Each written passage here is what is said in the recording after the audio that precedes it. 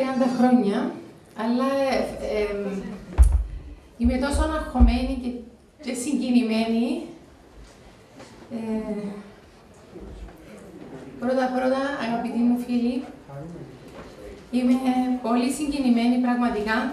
Σας ευχαριστώ όλους πάρα πολύ για την παρουσία σας και για ό,τι με ετοιμάτε απόψε, παρευρισκόμενοι σε αυτή την εκδήλωση. Ευχαριστώ πρώτα απ' όλα τον Πολιτιστικό Όμιλο Βασιλιτζά, το Διοικητικό Συμβούλιο και όλα τα μέλη για την οργάνωση αυτής της εκδήλωσης. Δεν επεδίωξα ποτέ να ξεχωρίσω, δεν αισθάνθηκα καμιά φορά ότι είμαι κάτι το ιδιαίτερο. Ό,τι το έκανα από αγάπη στην παράδοση και αγάπη στην ομάδα που λέγεται Βασιλιτζά. Μπορώ να πω ότι τυχαία ξεκίνησα να τραγουδώ. Δεν έβαλα ποτέ και ούτε θα βάλω τη δόξα και την προβολή, προπαντών την επιτιδευμένη προβολή, μέσα από ευκαιριακές φιλίες και γνωριμίες, πάνω από το σύνολο, πάνω από αρχές και αξίες που πιστεύω, όπως της οικογένειας, της χαράς των παιδιών μου, το συμφέρον της ομάδας, της ανιδιοτέλειας και ειλικρίνειας. Με τον Πολιτιστικό Όμιλο Βασιλιτζά ταξίδεψα σε δεκάδες χώρες στο εξωτερικό και σε δεκάδες χωριά σε όλη την Κύπρο. Έκανα περίπου 1500 παραστάσεις σε όλη την Κύπρο.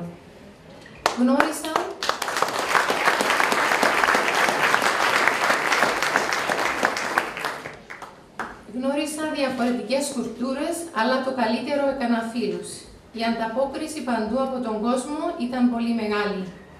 Ιδιαίτερα στο εξωτερικό, με το πολιτικό μας πρόβλημα και την τουρκική κατοχή, κάναμε μια εξαιρετική δουλειά, παρόλο που δεν ήταν το κύριο καθήκον μας. Η προβολή της παράδοσής μας και η επιστροφή στις ρίζες μας επιβάλλονται. Ας αγαπήσουμε την πατρίδα μας περισσότερο για να διατηρήσουμε αυτά που έχουμε και να διεκδικήσουμε περισσότερα. Παλεύουμε για το παρόν και το μέλλον των παιδιών μας. Ας είναι ο πολιτισμός ο φάρος. Για μένα το παραδοσιακό τραγούδι ήταν απλά αγάπη στον τόπο μας και την παράδοσή μας, ήταν μεράκι, ήταν μια ωραία απασχόληση. Ήταν τρόπος ζωής μου και της οικογένειας μου. Από ένα ανέμελο κοριτσάκι που έτρεχε ξεπόλυτο στα χωράφια της Γιαλούσας, βρέθηκα ξαφνικά σε ένα παράξενο περιβάλλον με ξένους ανθρώπους, εγκλωβισμένη και υποκατοχή, και μετά πρόσφυγα στην Τόχνη και μετά στη Λάρνακα. Οριμάσαμε απότομα. Η ψυχή μας δεν ήταν πια ίδια. Μακάρι να είχα την δύναμη να μην ξαναζήσει ποτέ κανένα παιδάκι, κανένας άνθρωπος, πόλεμο, καταστροφή, πείνα και δυστυχία. Κανένας δεν είναι νικητής σε έναν πόλεμο. Μόνο οι βιομηχανίες όπλων. Μου λείπουν τα χρώματα και αρώματα των λουλουδιών της Γιαλούσας, η αγαπημένη θάλασσα. Μου λείπουν τα οικογενειακά γλέντια γύρω από την τάβλα, όπως την λέγαμε στη Γιαλούσα. Μου λείπουν αγαπημένα πρόσωπα. Προπαντώ η μητέρα μου.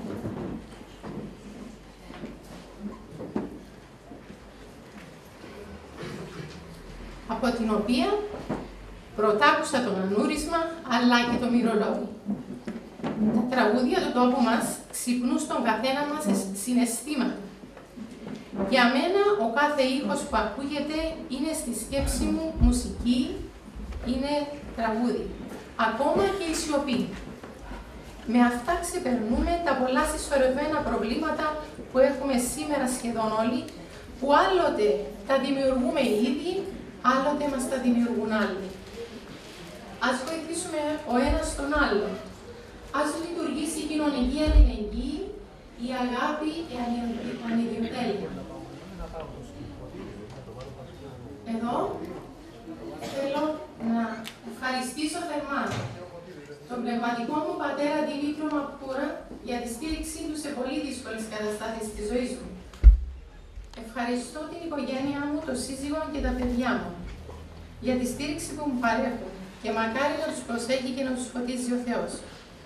Ευχαριστώ τους διδασκάλους μου, άρχοντα πρωτοψάρτη της ψαρτικής τέχνης Ανδρέα Ναμπραμβάβα και επίσης τον δάσκαλό μου Ζαχαρία Παπακώστα, τους συνεργάτες μου, όλους εσάς και άλλους πολλούς που δεν μπόρεσαν να παραπαιδευτούν, γνωστούς και άγνωστους συνανθρώπους μου.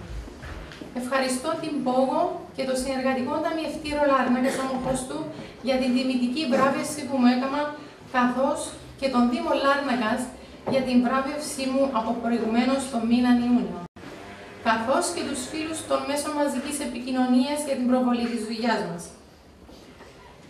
Ευχαριστώ τον δάσκαλο μου Κούλη Θεοδόρου, την κυρία Καλλιόπη Σπύρου, τον δόκτωρο Κώστα Χαραλαμπίδη και Λυγία Κωνσταντινίδου για τα καλά τους λόγια.